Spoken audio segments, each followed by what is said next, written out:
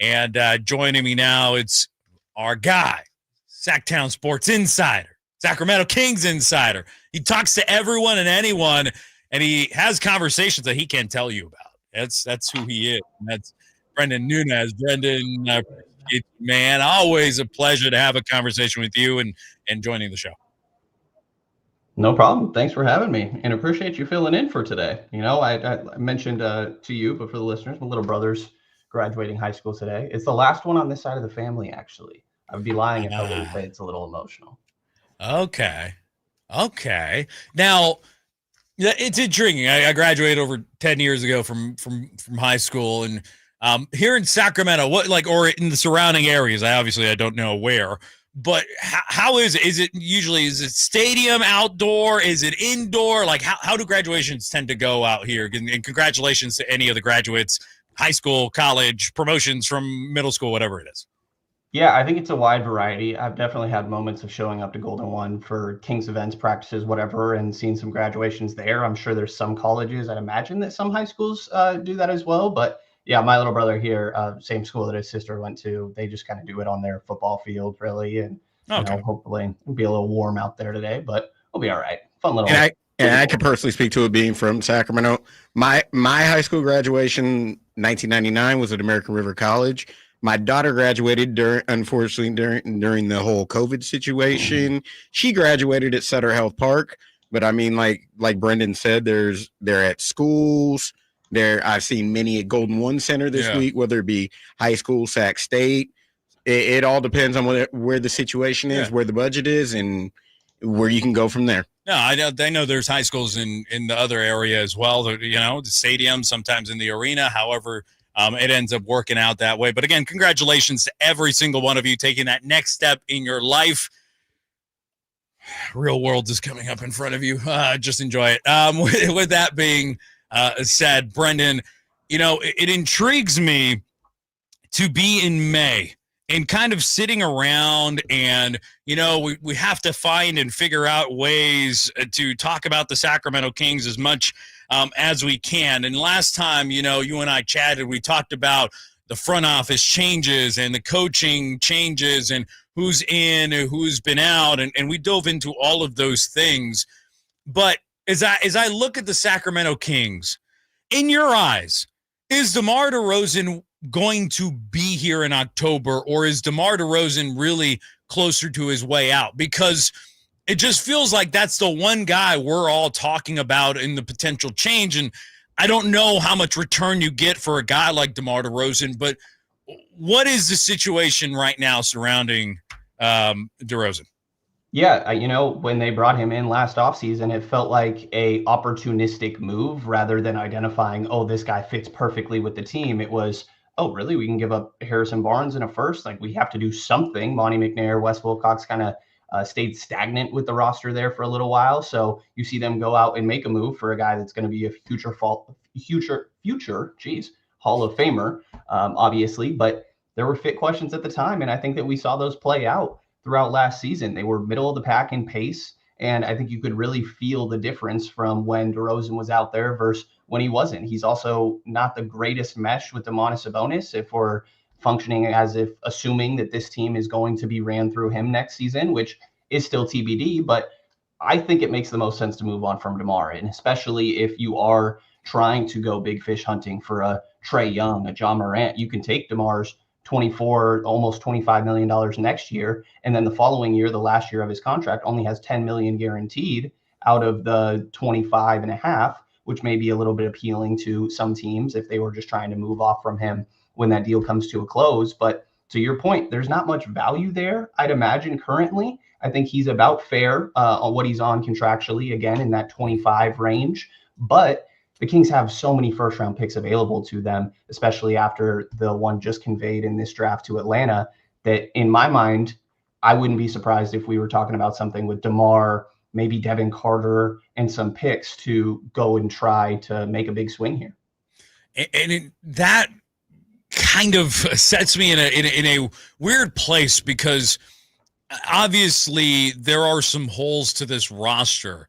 And Brenden, I've heard Alan talk about it, right? I heard you guys talk about it on the roundtable as well. And it just kind of goes to me to say, look, make a decision whether you're in or you're out, meaning the Sacramento Kings front office. You got to make a clear decision whether you're going to continue status quo or you're going to try to at least figure some things out. It just doesn't feel like if you package DeRozan with a Devin Carter and picks, isn't that a slap in the face putting Devin Carter in that trade to the fan base because you decided not to, move the pick. You decided to draft. You had some players there that you kind of look back and you, why didn't we go this way? You haven't really had a full season of Devin Carter, got hurt early. His development. What is your sentiment on that? Because for me, I would look at it and go, so you just wasted a first round pick on Devin Carter, and depending on how big that splash is, I don't know if that splash could be big enough for me to change my mind on that. Yeah, I think, Devin Carter is still very TBD on what he can be in the NBA. Obviously, you don't get the greatest sample size last year with him missing so much of the beginning of the season, shoulder injury. Then you have to go through your rookie adjustments in the middle of the season. So obviously we don't have a great feel for him and what he can provide.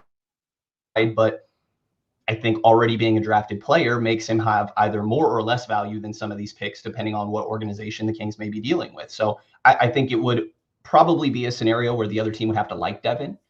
But I definitely hear what you're saying. And if the Kings are trying to get this back on track as quick as possible, which is what I expect them to do, then you probably keep the guy that you've already drafted compared to the hypothetical picks down the line. So I just kind of threw him in there because I think he's one of the actually enticing additional pieces that the Kings can include if they're trying to compete and be in these conversations with a Trae Young, John Morant. I mean, you have to put the best offer on the table comparatively to what other teams are offering. And that might mean you have to throw Devin Carter in there.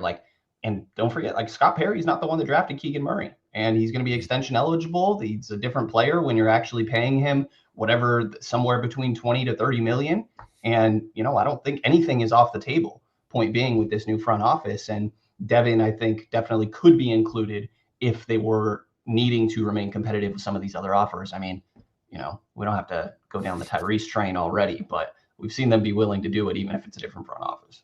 Yeah, we're talking to Brenden Nunes, Sactown Sports Insider, Sacramento Kings Insider. And, Brenden, I'm trying to get the temperature of Sacramento Kings fans just a little bit, because as I look at this, I've asked this question multiple times, and it is, do you feel like rebuilding has become this point of conversation for the sake of it? Because especially in the NBA, Brenden, there's no guarantees you'll get out of this in 5 years. There's no guarantees 7. They're the Charlotte went out, they got LaMelo Ball, and they've been what feels like, no matter what, they've been stuck in that realm. There's other teams out there in the NBA that have been sitting in that, Portland Trail Blazers. Where are they going? What's their future? They're stuck in some of those things.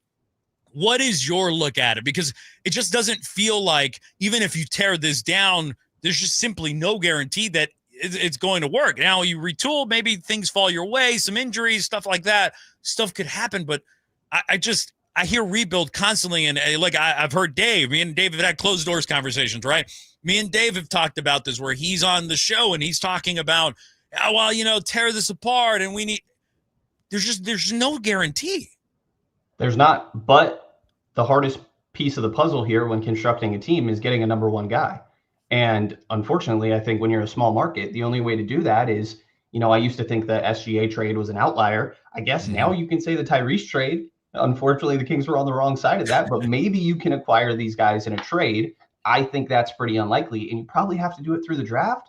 But to your point, we just saw Dallas jump up. Atlanta jumped up the year prior. Go back 1 year in the Wemby draft, and San Antonio jumps up. Feel how you want about the lottery, but these new odds have clearly, I guess, been successful with what they wanted to do and even this out. So it's not a guarantee, but I feel like one of the more underspoken aspects of that, if you don't want to call it tanking or rebuilding, it is embracing youth, I think, is the idea. And to go back to Keegan Murray, he's a guy that was really hindered last year. He didn't get as many touches. You saw a degression offensively, really, and there was growth as a rebounder, defensive player. But part of this is you could embrace what he is and what he could be and get him more touches, and try to just get the most out of the youth that you do have on this roster, albeit that there's not many since this is one of the 5 oldest teams in the NBA. But that would be, I guess, where I would go, is try to just get a little bit younger. It doesn't mean you have to suck and you have to be praying for ping pong balls in the lottery,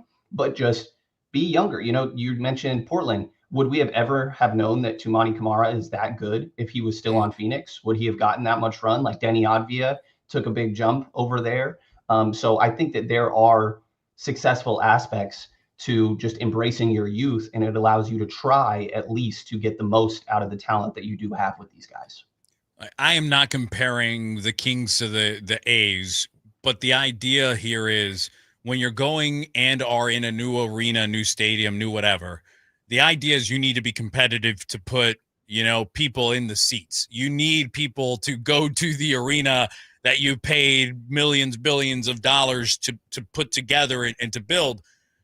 That's where the intrigue comes for me, is like, are Kings fans ready to experience something that is going to then directly affect potential attendance and revenue streams and all of those things that come with being a potential playoff team as opposed to a potential bottom 5 team inside the NBA? I won't let you go, Brenden, without asking you 2 questions. One, I know I've asked this to Ramsey, 3 games away from an NBA Finals.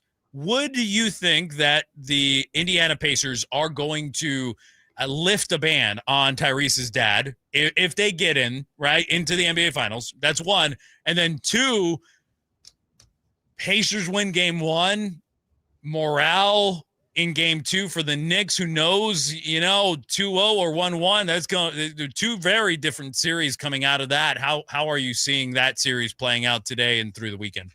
Yeah, I'll answer your second question first. I think that Indiana is on a miracle run right now. The fact that they have 3 ridiculous comebacks, Tyrese Halliburton already having 4 game winners in the postseason is ridiculous, or at least shots in the final seconds, maybe not directly game winners. He's proven to be really, really clutch. Former King point guards are just extremely clutch, apparently. But I still think New York is going to make this a series. I think that they were up big in that game. There was a lot of good things going for them, and then they kind of let their foot off the gas. The offense just totally sputtered out, and maybe cover the guy that is on fire from 3 instead of leaving him wide open. I think we're going to find out a lot tonight about just the fight that the Knicks have in them, but I do think they're the better team. And I kind of think this is just OKC's title to lose. At this point, I think the Knicks would put up a much better fight than Indiana. Indiana might get swept or losing 5. And again, they're the miracle team that is just overperforming what everybody expects. So they could definitely go in there and prove me wrong. But I think OKC is miles ahead of everybody right now. And for Tyrese's dad, you would hope that, hey, if you make the finals, like, don't make this guy be in a bar with people. I don't know if you saw that, but he still has the towel, But I also hear the other side of, if it was anybody else, they're not allowed back in, but it's not anybody else. It's this guy's dad. I personally would say let him in there. He's a nice guy. We talked to him a handful of times when he was here. And I would imagine that he's learned his lesson, having to sit at home for a round or 2, round and a half. Yeah, round and a half. I agree with you. Ramsey joked about maybe, put the shades on, put the cap on, go in a suite, sit in there and just, let it be about your son. If that happens, don't make it about yourself and your return. That's where I would sit. Brenden, I appreciate you joining the show, man. Yeah, thanks for having me, man. I will say, last thing, I thought it was hilarious when people were talking about Tyrese giving that Pacers fan tickets. They're like, well, he has extra tickets. His dad's not going to the game. That's true. Thanks He does. Me, guys. Yeah, it's extra tickets. Appreciate you, Brenden. Brenden Nunes, Sactownsports.com. Sacramento Kings insider. Always grateful to have him on. Always grateful to have a conversation with him. And make sure you go read his work on Sactownsports.com.